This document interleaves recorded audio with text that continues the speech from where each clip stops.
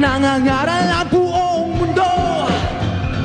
Wala na raw tayong mga kabataan sa ating mga ulo. Kung gusto nyo kami sigawan, bakit hindi nyo subukan? Lalo na ngayong hindi maiintindihan. Oh! Ang awit ng kabataan, ang awit ng panahon, hanggang sa kinabukasan, awitin natin ngayon. Sa pagtulong na kami marinig ang dasal ng kabataang buhaw sa tunay na pagmamahal.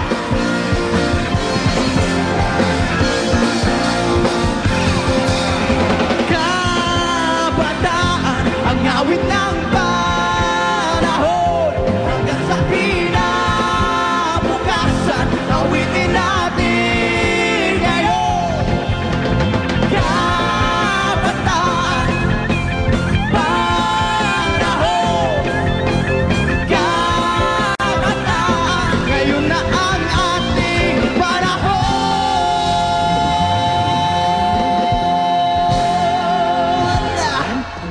Yes, it is time to party, Pilipinas! Siyempre, dahil we have the Banda Oke Band this afternoon. Thank you guys so much, and we are celebrating dahil panalo na naman ang pambansang kamao na si Manny Pacquiao! Yes, Manny! At Congrats! syempre, makakausap natin live na live ang champion mamaya. Syempre, fresh from his battle with Claudy. At syempre, makakausap din natin si Jinky Pacquiao live na live mamaya. At syempre, good afternoon sa mga kapuso natin nandito sa studio. Good afternoon din sa mga listeners ng DZBB. At syempre, ang mga nanonood all over the world via GMA Pinoy TV, hello sa inyo. And guys, medyo different ang Showbiz Central ngayon and more exciting dahil ang mga opinion ng ating viewers na mga kapuso natin ay pwede babasahin namin later. You guys will be involved So medyo in all the interactive. topics. Kaya May kung meron kayo interaction. mga gustong sabihin kay Manny Pacquiao, pwede nyo ipadala dito.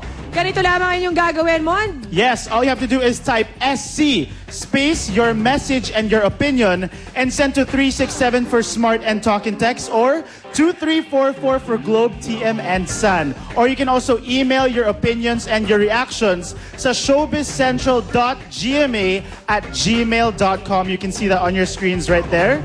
And mamaya po babasahin namin ang mga opinion nyo tungkol sa mga issues this afternoon. Yeah, you Syempre, can importante start. yan. Involved sila, kumbaga. Pwede sila Involvement, ma-involve yes. dito mismo sa isyong ito. Eto na, simulan na natin. Mga kapuso, ang bulong-bulungan all over showbiz, ang ex-girlfriend ni Dennis Trillo na si Carlene Aguilar ay ikinasal na daw po.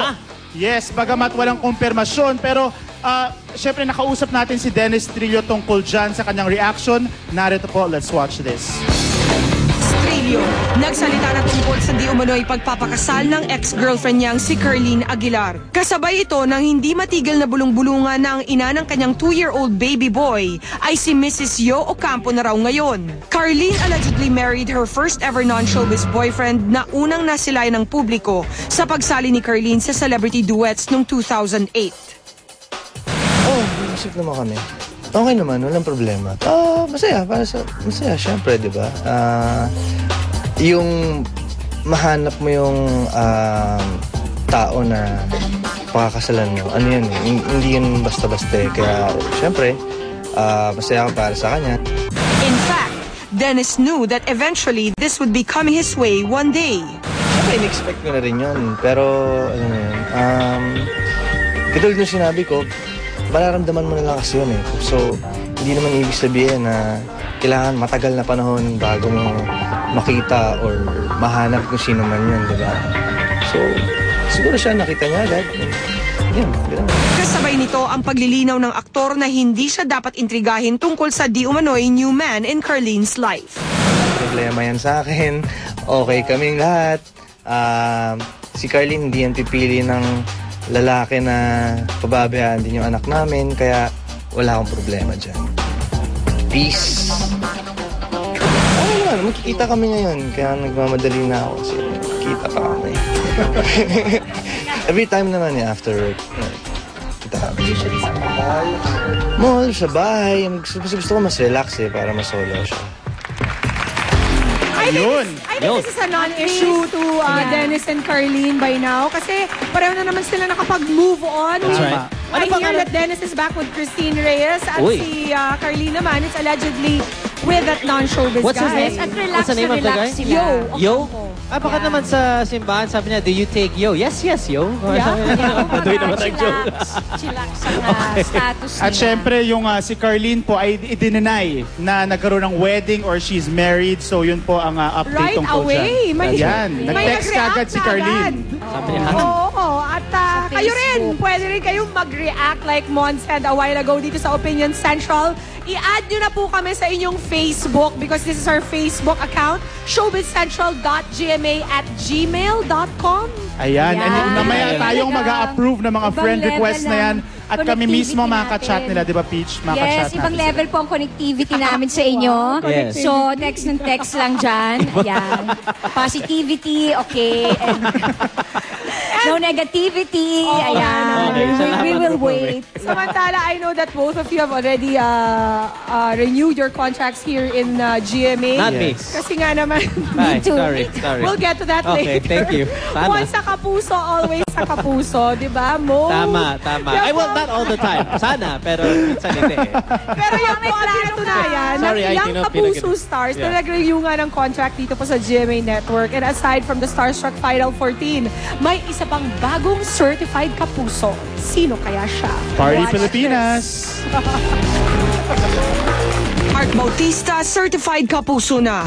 Kamakailan lamang nag-contract signing na ang kilalang singer sa GMA Network kasama sina GMA Chairman, President and CEO, Attorney Felipe Gozon at Executive Vice President and COO Gilberto Duavit Jr. Kasi sobrang may kaba, pero excited daw sa mangyayari sa akin. Kasi I'm sure hindi naman siguro ako pababayaan din ng station, ng GMA. Ang maganda dito kasi parang bagong show yung papasukan. Hindi na rin naiwasang intrigayan si Mark kaugnay sa balitang may pagtingin daw siya sa kapuso actress na si Rian Ramos. Sino namang magkaka-crush kay Rian?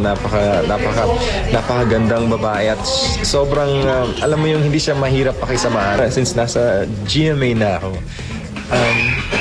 sana malaki din yung possibility siguro na magkatrabaho rin kami ni Rian. Kasi since kapareho na kami ng network. Samantala, nag-renew rin ng kontrata sa GMA Network ang singer-songwriter na si Ogie Alcacid, Lovey Poe at mga talents ni Annabel Rama na sina Ina Asisio, Era Madrigal, Bubbles Paraiso at ang Showbiz Central host na si Raymond Gutierrez. Kaugnay nito, muli ring pumirma ng kontrata ang mga Star Talk hosts na sina Joey De Leon, Lolit Solis, Ricky Lo at Butch Francisco. Gayon din sina Jano Gibbs, Katrina Halili, JR at Kyla. Masaya ring certified kapuso ang Final 14 ng Starstruck 5. Yes, napakadaming certified kapuso, including me for the next 3 years. Congrats, ha? I'm Alright. excited about that. Alright. Burger ka Alright. naman. Saya. At syempre, Party ang isa sa mga Pilipinas. bago nating kapuso ay si Mark Bautista. Actually, the day that I signed my contract, I bumped into Mark Bautista in the elevator. Oh, and I ano? asked him, ano bang unang project mo dito sa GMA? And he said nga, magkakasama na kami sa Party Pilipinas. Ayos. Oo. Eh, magaling naman talaga. So si welcome to Exciting. GMA. Alright. Welcome. Now, speaking of mga kapuso,